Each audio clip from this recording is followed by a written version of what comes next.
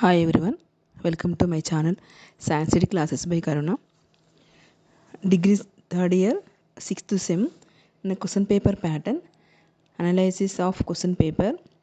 మనకు total 80 marks ఉంటాయి. Part A and part B ఉంటుంది. Part A 20 marks, part B 60 marks. మనకు part ఏలో 6 క్వశ్చన్స్ ఇస్తారు. మనం 4 క్వశ్చన్స్కి ఆన్సర్ రాస్తే సరిపోతుంది. Each one 5 marks, total 20 marks. First one, లఘు సమాధాన ప్రశ్న ఫ్రమ్ అవంతు భారత ప్రజా స్వతంత్ర భారత ప్రభాం. అంటే నాకు భాష్యం విజయసారథి కవిపరిచయం ఉంటుంది. నెక్స్ట్ సెకండ్ వన్, సందర్భ వాక్య ఫ్రమ్ దకార కథ. మనకు దకార కథ ఎస్సే క్వశ్చన్ ఉంది, నిబంధ ప్రశ్న ఉంటుంది, దాంట్లో నుంచి మనకు సందర్భం ఉంటుంది. నెక్స్ట్ థర్డ్ వన్, లఘు సమాధాన ప్రశ్న ఫ్రమ్ మహాకవి శాస్త్రాకార విభాగ. మనకి మహాకవి శాస్త్రాకార విభాగలో 6 కవులు ఉంటారు. మనకు 6 కవుల నుంచి ఒక కవి పరిచయం ఇక్కడ రాయాలి. నెక్స్ట్ ఫోర్త్ వన్, అలంకారస్య లక్షణ ఉదాహరణం చాలికత ఫ్రమ్ అలంకార. అంటే అలంకారాలు మనకు 6 అలంకారాలు ఉంటాయి. ఈ 6 అలంకారాల నుండి ఒక అలంకారము లక్షణము రాసి ఉదాహరణ రాయాలి. ఫిఫ్త్ వన్, సందర్భ వాక్య ఫ్రమ్ నచికేతోపాఖ్యానం. ఇది నిబంధ ప్రశ్న ఎస్సే ఉంటుంది. మనకు నచికేతోపాఖ్యానం నుండి ఒక సందర్భం ఇస్తారు. కవిపరిచయం, సందర్భం, భావం రాయాలి. సెకండ్ దాంట్లో కూడా సేమ్ అంతే, కవిపరిచయం, సందర్భం, భావం రాయాలి.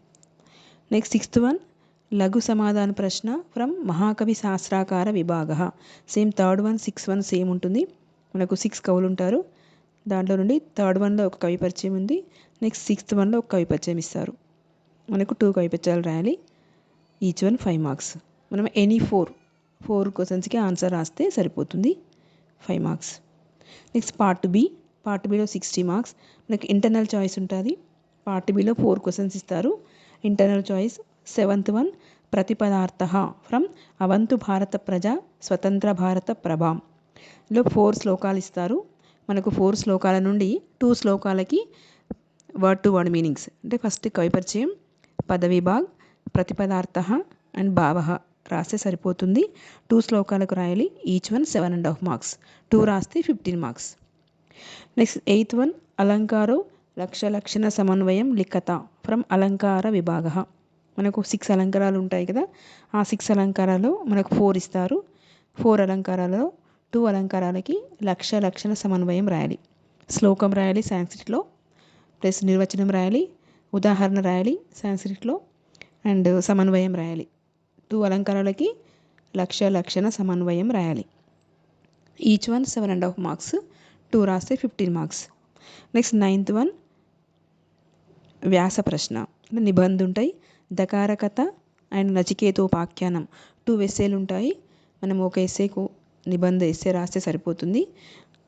ఒక లెసన్కి ఎస్సే రాస్తే సరిపోతుంది. దకార కథ ఎస్సే అన్న ఆర్ నచికేతోపాఖ్యానం ఎస్సే అయినా 15 మార్క్స్ మనకి. నెక్స్ట్ 10th వన్, మహాకవినామ పరిచయం కురుత. మహాకవి శాస్త్రాకార విభాగ. మనకు మహాకవుల గురించి మనం టోటల్గా రాయాలి, ఎక్స్ప్లెయిన్ చేయాలి. కవిపరిచయం, ఇంట్రడక్షన్ అండ్ రచనలు మొత్తం వాళ్ళ గురించి టోటల్గా ఎక్స్ప్లెయిన్ చేయాలి. Each one 7.5 marks.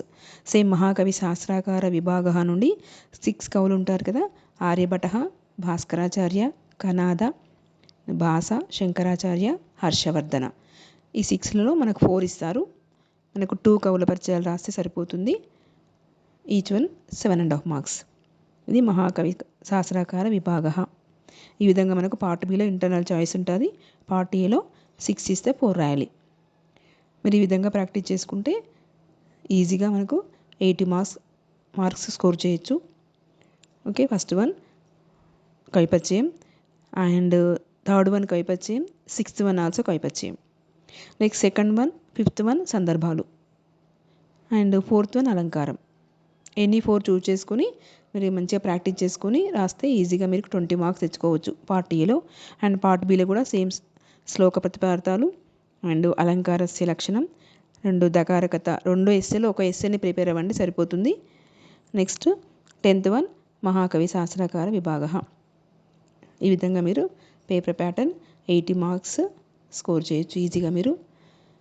ఈ వీడియో మీకు నచ్చినట్లయితే లైక్ చేయండి, షేర్ చేయండి, సబ్స్క్రైబ్ చేయండి.